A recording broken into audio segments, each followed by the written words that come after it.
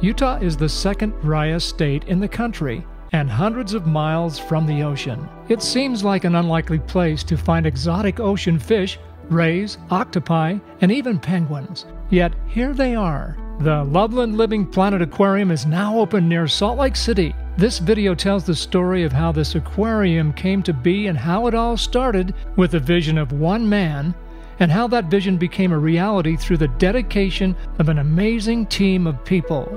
You'll join us on a journey to the bottom of the world, into the abyss, through the Amazon rainforest and into the wilds of Utah, along a rocky coast, floating over a tropical reef, and into the deep aboard a vessel of discovery.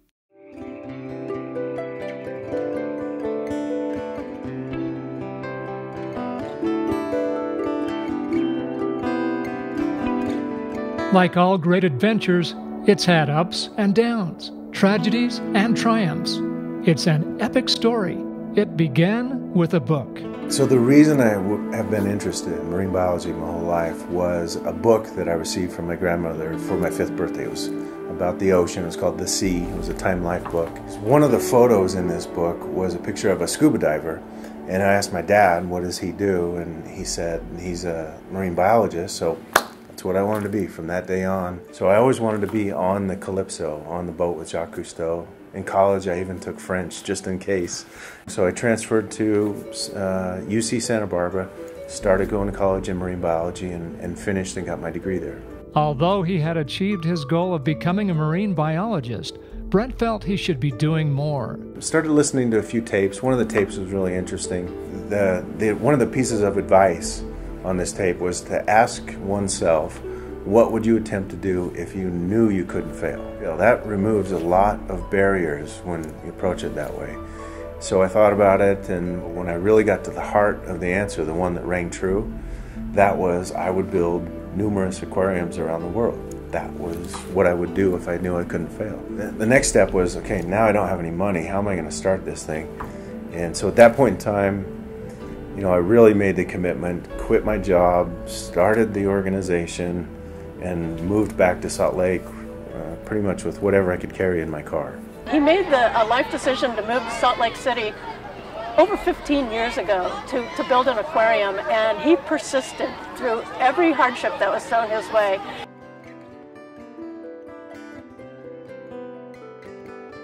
Creating a large public aquarium is much more than merely buying a fish tank and a few fish. The tanks must keep the animals safe and withstand the pressure of millions of gallons of seawater, yet have transparent walls. The water must be maintained with the right chemistry and temperature. Each one of these boxes is 60 pounds of salt. The salt we use is Instant Ocean. It's specially formulated to mimic natural seawater.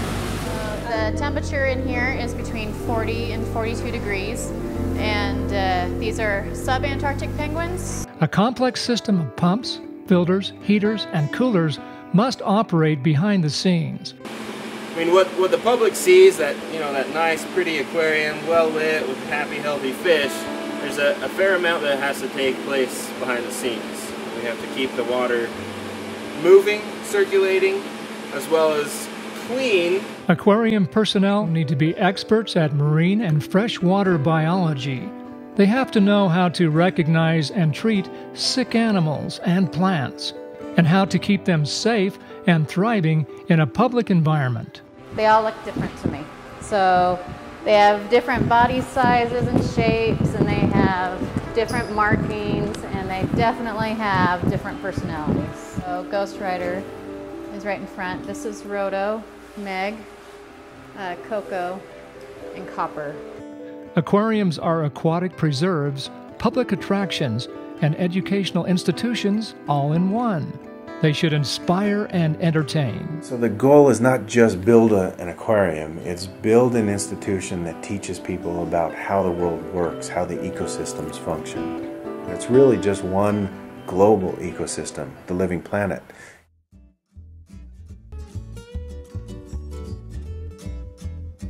It wasn't easy to convince potential sponsors that an aquarium could work in Utah. Brent set up a board of directors which recommended that he start small. A guy with vision deserves to be supported. So So we jumped in and helped him with his board meetings, helped him do things in a legal way.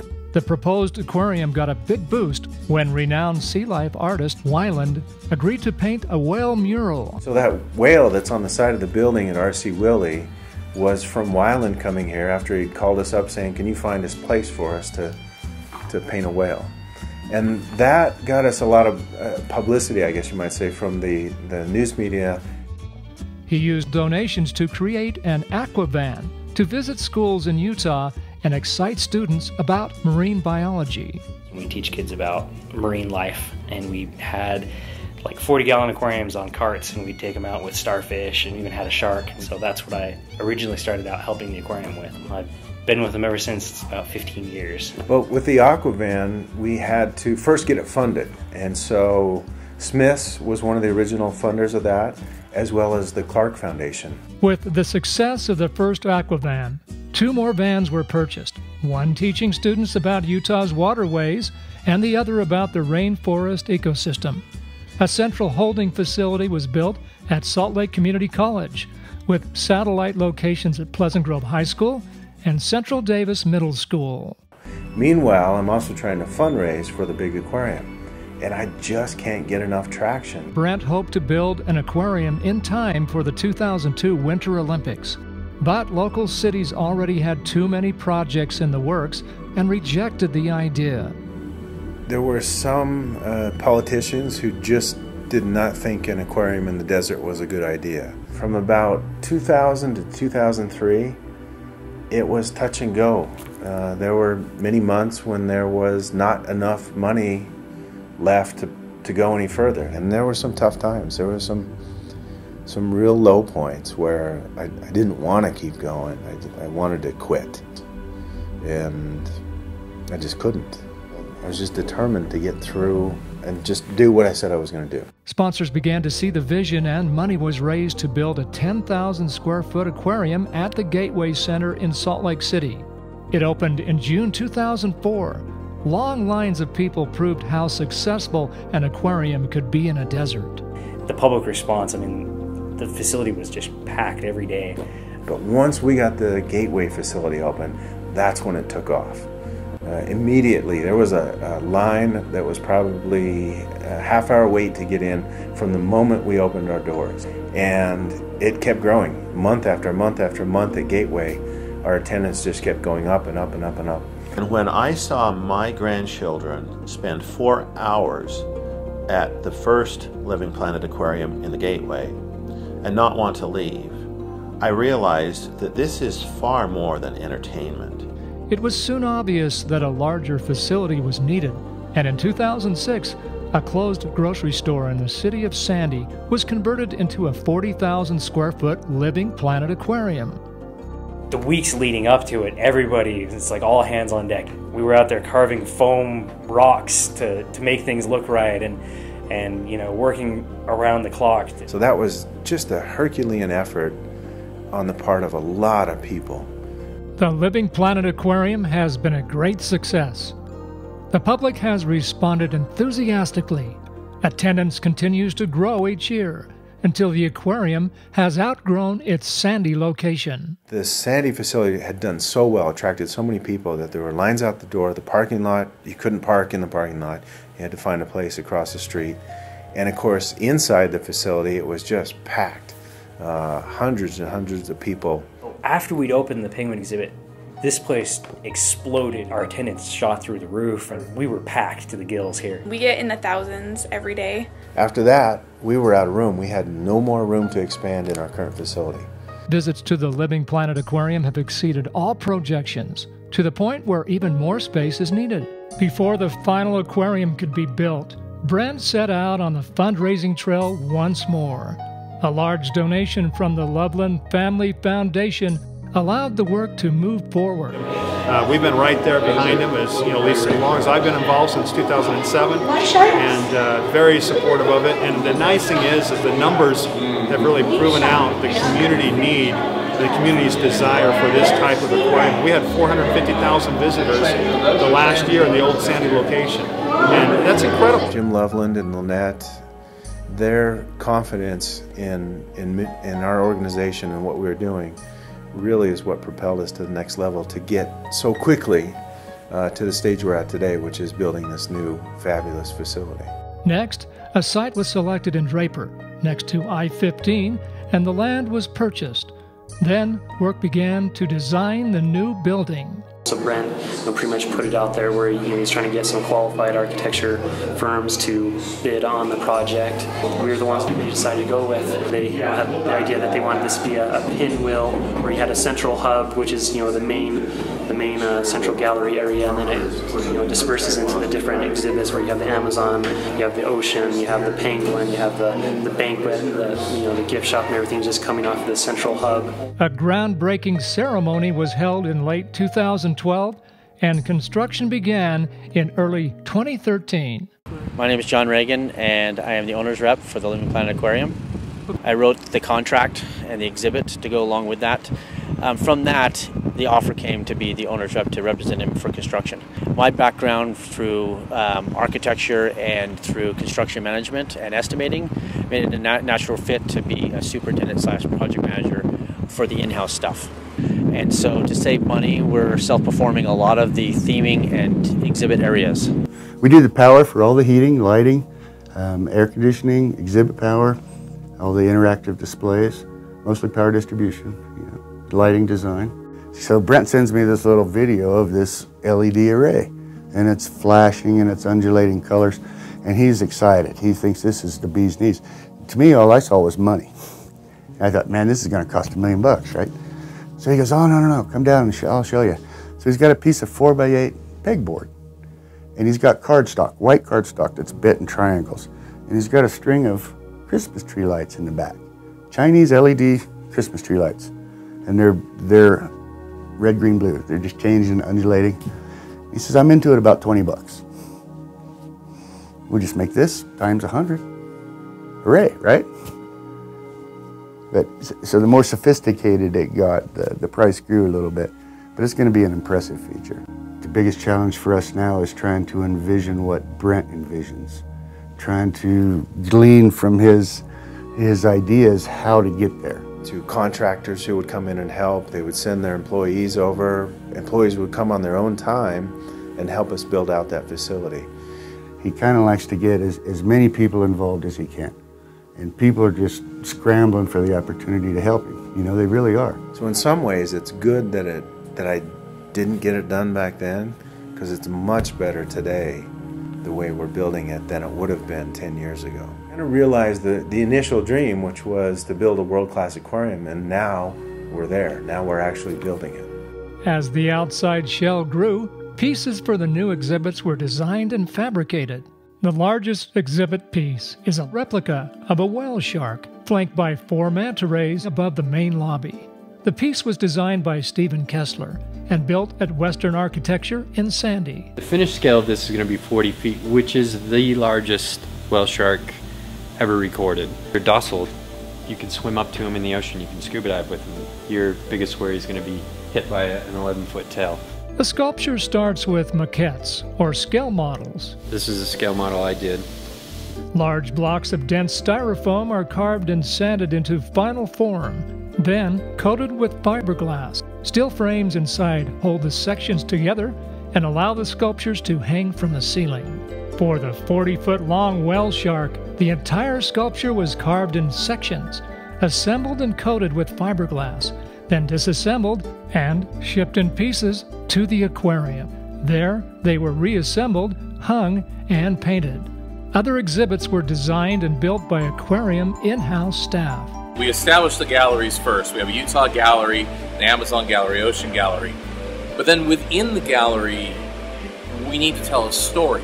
When we go into the Utah gallery, the way it ended up being laid out was there was a long hallway before you actually got to the center gallery. So I go, if we've got this long hallway, we're going to have a slot canyon. Slot canyons are formed by water, floods coming through.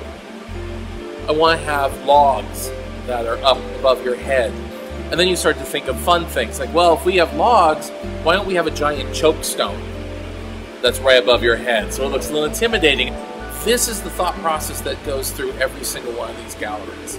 In addition to the whale shark and manta ray sculptures, the entire aquarium is painted in detailed murals by artist Billy Hensler. Using photographs from each biome, Billy Hensler has painted amazing works of art that are scientifically accurate. A modern aquarium is a complex masterpiece of engineering and technology. The Living Planet Aquarium has been a great success, partly because of Brent's vision and tireless efforts. I did have a commitment to it. I knew I was going to do it. I could see the vision clearly. Along the way, a dedicated group of people have made this vision their own. They oversee the daily operations of the aquarium, from purchasing and maintaining animals, water filtration and treatment, to creating the public experience. Let's journey behind the scenes to meet these amazing individuals and the animals they care for. Since the new aquarium is 3 times larger than the Sandy location, new animals must be purchased for new and expanded exhibits. And I manage the entire animal department, so life support team, the animal husbandry team, making sure that they have everything they need and that the animals are taken care of to the highest standard. We do trade with other aquariums. There's times where we get animals like our sea turtles. Both of our sea turtles were rehab animals that were at a sea turtle hospital, one in the Keys and one in Georgia, that needed a home. They were unreleasable because they had been injured in the wild. Some of our animals come from wholesalers, and we make sure that the people that we do utilize to bring in our animals are following sustainable practices. So we want to make sure that we're getting the healthiest fish in a sustainable way. So our small loggerhead sea turtle, who probably weighs 25 pounds, she's going to be huge. Well, we need to make sure that we can provide her a safe home with everything that she needs for her entire life, and that could be a really long time with a sea turtle. So when we were designing Journey to South America, we had to kind of take into account what species of birds we could have in the area, as far as what birds would get along with one another. We wanted to have really unique birds that couldn't really be seen anywhere else in Utah.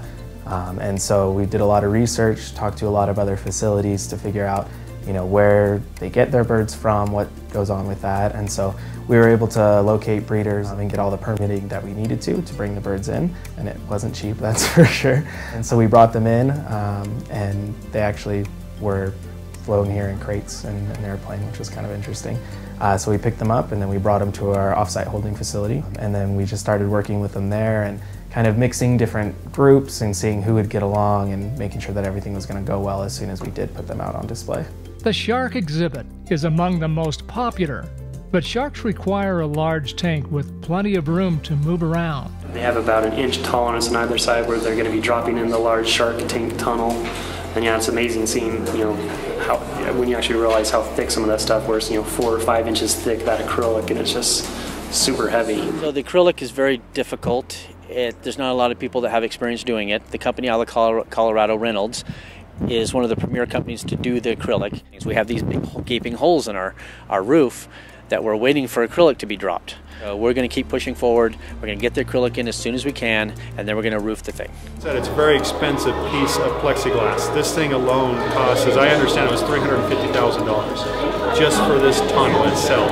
Obviously, a lot of the contractors, subcontractors were here just guiding it down, and as I understand it, they nailed it. It came right down and popped right into place right where it should be. One of the biggest challenges was the transportation of 3 reef sharks from Australia to Salt Lake City via Hong Kong and Los Angeles. A specialized circular tank was built to keep the sharks alive and swimming for over 24 hours.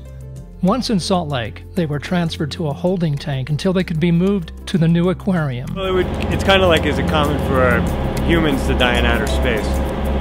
If done properly, not really. If done improperly, chances of survival are really low. So, I mean, it is, that's a space capsule. And so you have to be able to provide for that period of time. Well, there's actually pumps in there, and the pumps are taking the atmosphere, which is pure oxygen, and driving it into the water. It's also gassing off the carbon dioxide that those fish are producing. They respire, they produce carbon dioxide, and that can actually sedate them. With sharks, that's a really big problem because you sedate, you stop moving. For us, no big deal. For them, they stop moving, they don't get any oxygen, then they die. So we went from 15,000 to 300,000 gallons was that's a pretty big jump in water. Exhibiting penguins provides a unique challenge.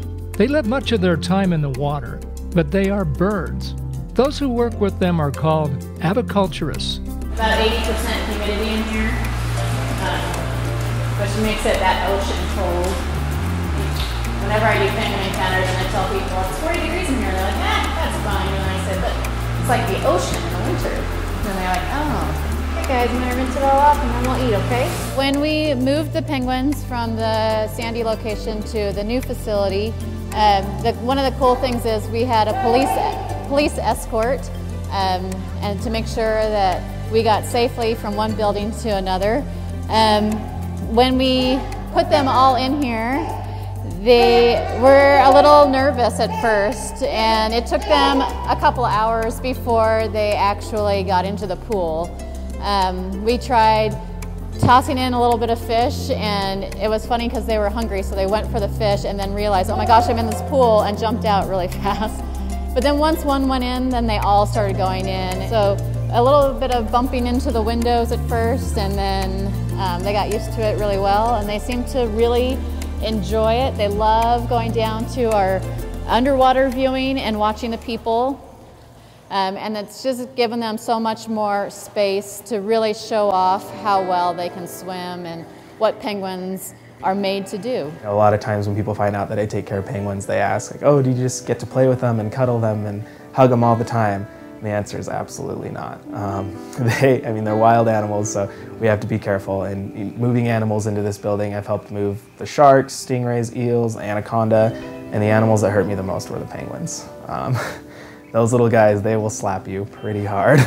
I had bruises all over for a couple weeks after, just from bringing them in here. The Utah exhibit features our river and lake ecosystems, from the top of the Uinta Mountains to the Green, Provo, and Colorado rivers to Utah Bear and Great Salt Lakes.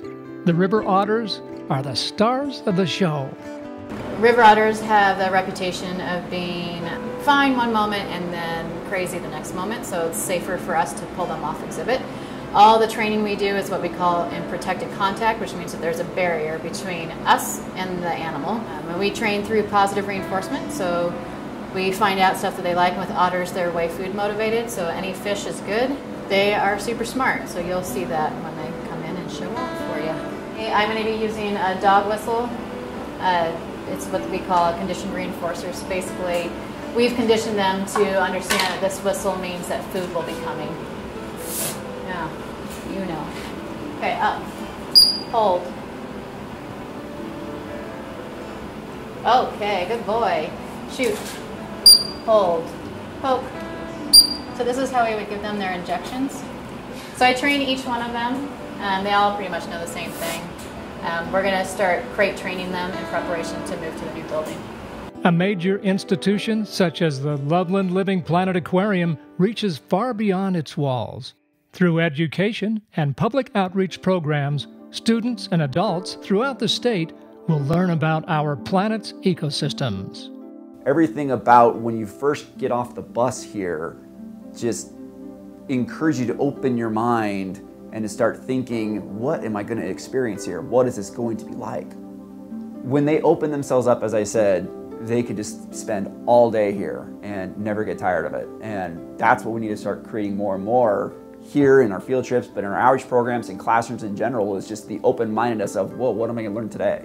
So we have like a wetland presentation for second graders, for fourth graders, and we're working on the ones up in the secondary. And each one will be a little bit different, a little more in depth. As they get further and further along, they'll have more complicated things, more lab activities and such. We do have a lot of different groups that we like to bring in here. We do bring in a lot of field trips from other schools, elementary, junior, high school, anything you can imagine, but we have a lot of shark activities planned, lots of shark talks. We're hoping to have a shark obstacle course so the guests can kind of experience what it would be like to be a shark. We're going to have a lot of animal encounters so guests can come up and see them up close. Any of our guests that come to the aquarium, they not only want to come and enjoy the animals and pet the stingrays and have a great time with their family, they want something to take home to remember their experience. So we provide those tangible memories that that every kid enjoys, and including the parents. They also have to have their own memories, so we have plenty of souvenirs to choose from. And people on like a ski vacation, for example, can come and enjoy the facility. You want something truly unique for them to take home. By the end of August 2013, the walls and major structures were complete. Construction moved inside to finish off each exhibit. By November, the details began to emerge as more rooms were completed and tanks, pumps, and plumbing were hooked up. By December, the major tanks were filled with water and allowed to settle. Public interest in the project ran high as construction reached a fever pitch. How Brent was really hands-on back in the beginning. He still is. I know that Saturday night he was putting up lights by himself in the lift, all in the lobby area. So he's still putting in lots of hours, still doing a lot of the work. Anything he can do, he's trying to do. He's instilled that in all his team, and a lot of people care enough about the project that they're working hard. A lot of hours, not for money sometimes, just to help get it done. In early spring, a number of details loomed, including the need to complete rooms for weddings and other occasions that had been booked in advance. All these weddings and events that they scheduled, even though we weren't done, every time we had a hurdle. Everybody had to work 24/7 for a minute to get that area done. Did the bride have to wear a hard hat? No. By early March, the first animals were moved over, including the sharks. Very interesting just how easily all the animals are adjusting to their new homes. The otters right away outside running around, swimming, going crazy, loving it. The penguins, they started nest building and even mating almost right after we introduced them into the exhibit, so that was really interesting. And even now with birds that we released into the Journey to South America gallery, they've had chicks and they're raising chicks, and there's now chicks flying around in the area with them. A date for a VIP tour and launch party was set for March 22, 2014. At this gala grand opening, over 2,000 people attended.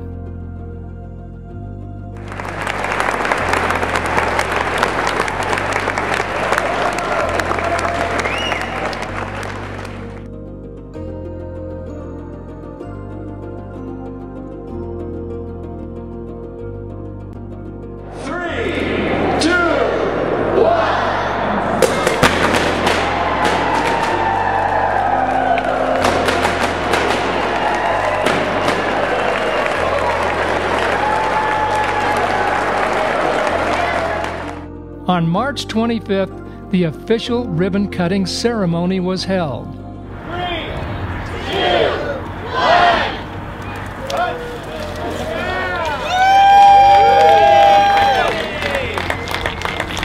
I think it's hard to appreciate the magnitude, the scope, how large it is. When I walked in and saw that enormous shark hanging from the ceiling, it's amazing, because we've been to other aquariums in other states. Definitely is right up there with the best ones we've seen. So there was a lot of failures along the way that finally led to this tremendous success of this beautiful aquarium. I'm just really proud of what we've accomplished with Brent and helped him realize his dream. It's an awesome facility. But it's coming together really nice. I mean, if you go around and look, it looks great.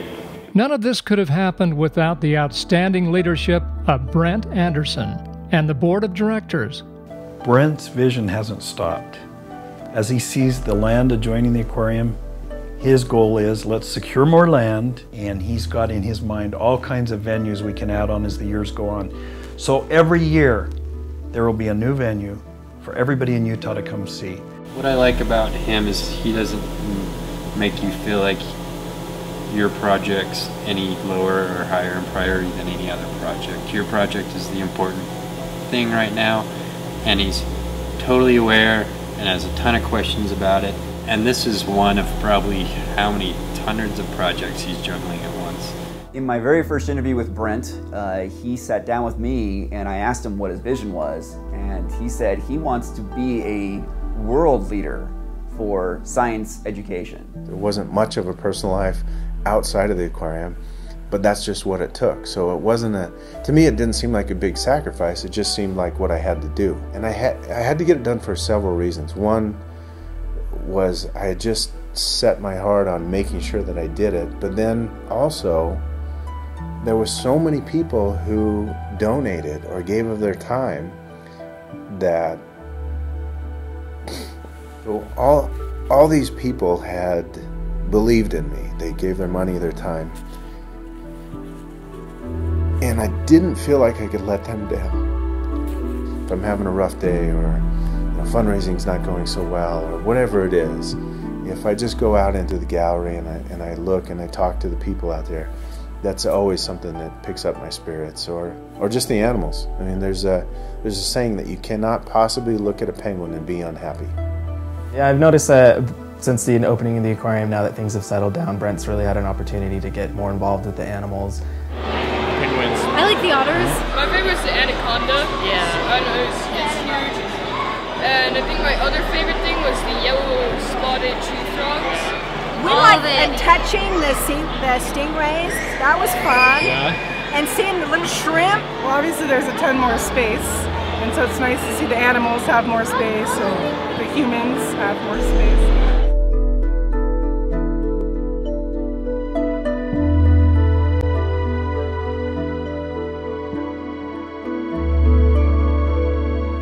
When I see that happening with the visitors, especially the kids who are looking at those animals, that's kind of how I feel inside.